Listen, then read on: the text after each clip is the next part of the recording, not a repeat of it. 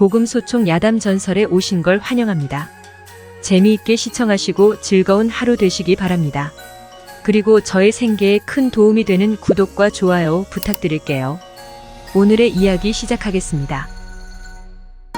못된 귀신을 물리친 관찰사.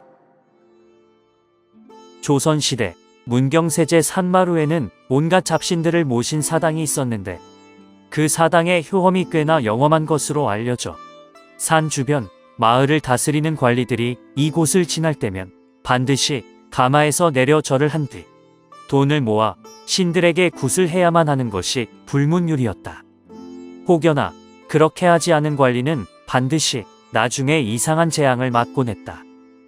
그러던 와중 문경세제 너머 한 마을로 어느 무명의 관찰사가 부임하게 되었다.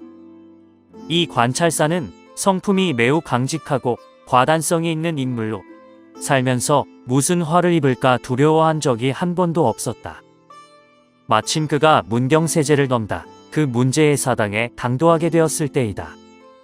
그를 수행하던 아전들이 앞다투어 예전 부임했던 사또들의 일화를 관찰사에게 이야기하며 이 사당에 귀신에게 굿을 올리지 않으면 큰 화를 당할 것이라고 말하는 것이었다. 하지만 관찰사는 그런 요사스러운 짓은 할 수 없다고 물리친 뒤 그냥 가마를 타고 한달음에 그곳을 지나갔다.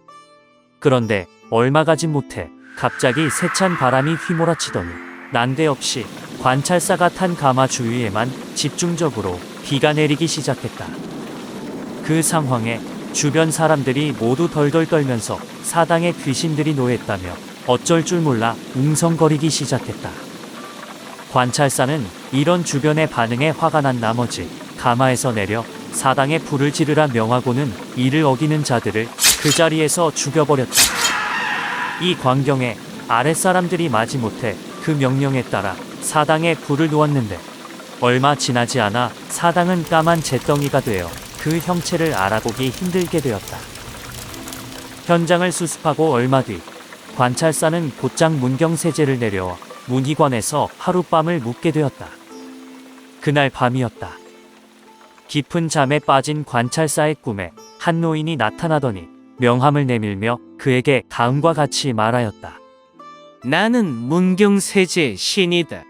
문경세제 사당에서 제사밥을 먹은 지 100년이 넘었는데 네가 감히 나한테 예도 올리지 않고 심지어 내 집을 불살랐으니 내가 너의 첫째 아들을 죽이는 것도 과함이 없을 것이다. 이 말에 관찰사는 준엄하게 노인을 꾸짖으며 말하였다. 요망한 귀신 주제에 사당에 눌러앉아 사람을 괴롭히다니. 나는 왕의 명을 받드는 관리로 백성을 희롱하는 유사한 것을 제거했을 뿐이다. 이것은 내 직분인데 내가 감히 나를 겁박하려 드는 것이냐. 무엄하도다. 관찰사의 물러섬 없는 당당한 모습에 사당 귀신이 대노하더니 이내 사라져 버렸다. 그와 동시에 관찰사가 꿈에서 깨어났는데 깨어나자마자 무서운 이야기를 듣게 되었다. 큰 아드님께서 여행의 피곤함 때문에 병이 드셨는데 갑자기 위독한 지경에 이르셨습니다. 그 말에 관찰사가 급히 가서 아들을 보니 이미 숨이 멎어 사망한 상태였다. 갑작스런 큰 아들의 죽음에 관찰사는 매우 슬펐지만 이는 어쩔 수 없는 운명이려니 받아들이고 큰 아들의 장례를 치른 후 곧 관청에 도착하여 부임을 하였다. 주변에서는 제사도 치르지 않고 사당에 불까지 지른 일로 문경세제의 신이 노해서 재앙을 내렸다고 수군대고 있었지만 관찰사는 이런 말에 콧방귀도 뀌지 않았다. 그날 밤이었다. 관찰사의 꿈에 또다시 사당 귀신이 나타나서 다음과 같이 말을 하는 것이었다. 이래도 내 말이 겁박일 뿐이었더냐. 깨달은 것이 있을 터 한 번 더 기회를 줄 것이니 내 사당을 불태운 것을 회개하고 새로이 사당을 지어 놓거라. 그렇게 하지 않는다면 이번에는 내 놈의 둘째 아들을 죽일 것이니라. 명심하거라. 하지만 이 말에도 여전히 의연한 모습을 지키며 전과 다름없이 귀신을 꾸짖으며 혼을 냈으니 귀신은 어디 두고 보자라는 눈빛을 한 채 대노한 기운을 풍기며 물러갔다. 다음 날 아침이 되자 관찰사가 눈을 뜨기 전인데도 집안 사람이 와서 일어나기를 재촉하며 요란 법석을 떨었다. 나리, 어서 일어나십시오. 지금 이렇게 주무시고 계실 때가 아니옵니다. 무슨 일로 일이 난리인 게냐? 큰일 났사옵니다. 둘째 도련님께서 숨을 쉬지 않으시옵니다. 어서 가보셔야 합니다. 헐레벌떡 아들의 방을 들여다본 관찰사는 또다시 큰 슬픔에 빠지지 않을 수 없었다. 이놈아, 어찌 이리 한순간에 가버린단 말이더냐? 둘째 아들은 이미 싸늘한 주검이 되어 온몸이 차갑게 식어 있었다.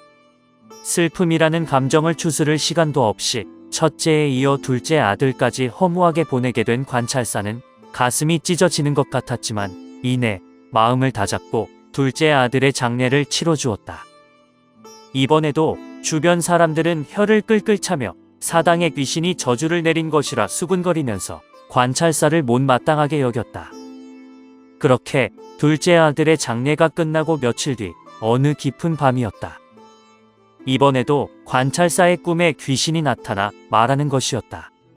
여전히 깨달은 것이 없더냐? 너의 고집이 내 자식들의 명줄을 짧게 만든 것을, 첫째를 죽이고 둘째를 죽인 것은 바로 너이니라. 이번에는 셋째 아들이 죽을 차례인데 네가 너무 불쌍한 듯하여 내 넓은 도량으로 너에게 기회를 주려 하니 서둘러 새로운 사당을 짓도록 하고 제사를 지내도록 하거라. 그리하면 내 너의 셋째 아들의 목숨만은 지켜주겠다. 하지만 관찰사는 이 말을 듣고도 전혀 동요하지 않았다.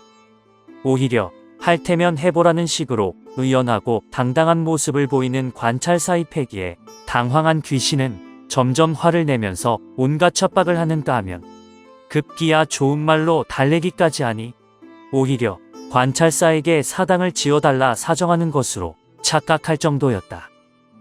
한편 귀신의 끊임없는 회유의 말에 시끄러워서 도저히 잠을 잘 수 없었던 관찰사는 급기야 칼을 빼들고 귀신을 베려고 했다. 관찰사의 살기 어린 칼부림에 귀신이 깜짝 놀라 뒷걸음질 치는가 싶더니 두려움으로 온몸을 떨며 어찌할 바를 몰라 하였다. 그러더니 어느 순간 무릎을 턱하고 내리꿇더니 머리를 조아리며 울먹이기 시작하였다. 나리, 저는 이제 돌아갈 곳이 없습니다. 저는 인간의 생사와 복을 건드리지 못합니다. 오직 미래의 일을 미리 알 수 있을 뿐입니다. 어르신의 두 아드님은 수명이 다하여 죽을 예정이었기에 제가 그것을 알고 어르신을 협박한 것입니다. 하지만 셋째 아드님은 그 지위가 높이 오르고 오랫동안 건강하실 테니 제가 어떻게 할 도리가 없었습니다. 그래서 오늘 어르신께 온갖 협박을 한 것이었지만 어르신께서는 끝내 올바름을 지키셨습니다. 이제부터는 어르신 앞에 다시는 나타나지 않겠습니다. 이 말을 듣고 있던 관찰사가 그를 딱히 여기며 말했다. 네가 오랫동안 황폐한 사당에 살면서 지냈는데 내가 어찌 너의 집을 마음대로 부수고 싶었겠느냐? 내가 너에게 화가 났던 것은 요망한 술수로 사람들을 희롱했기 때문이었다. 이제 네가 그것을 자백하니 불쌍히 여길 수밖에 없구나. 내가 새로 너의 집을 지어주마. 하지만 만약 너의 잘못을 뉘우치지 않고 또다시 지나가는 사람들을 괴롭힌다면 당장 부숴버릴 것이다. 알겠느냐? 감사합니다, 나리. 다시는 사람들을 희롱하는 일이 없을 것입니다. 귀신은 관찰사의 넓은 아량에 감동한 나머지 눈물을 흘리며 연신절을 하는가 싶더니 어느 순간 사라져 버렸다. 그 일이 있고 다음 날 관찰사는 문경세제로 가서 다시 사당을 세우고 자신의 꿈속에서 본 귀신의 모습을 흙으로 빚어 세워두었다. 그 이후에는 더 이상 문경세제를 넘어다니는 사람들에게 이상한 일이 생기지 않아 백성들은 안심하고 문경세제를 지나다녔으니 사당 귀신은 관찰사와의 약속을 어기는 일이 없었다. 한편 귀신의 말대로 관찰사의 셋째 아들은 오랫동안 살면서 높은 지위까지 올라갔으니 과연 귀신의 말은 틀리지 않았다. 이 이야기는 조선시대의 유명한 이야기들을 모아놓은 책인 청구야담에 실린 이야기입니다. 귀신도 무릎 꿇리는 관찰사의 쩌는 패기를 우리가 아는 누군가가 좀 배웠으면 하네요. 이리 굽신 저리 굽신 부끄러움은 우리의 몫일 뿐. 할 말은 많지만 생각만 해도 머리가 아파지니 말을 말아야지요. 하여간 오늘은 여기까지 할게요. 우리 당당하게 삽시다. 지금까지 시청해주신 여러분 대단히 감사합니다.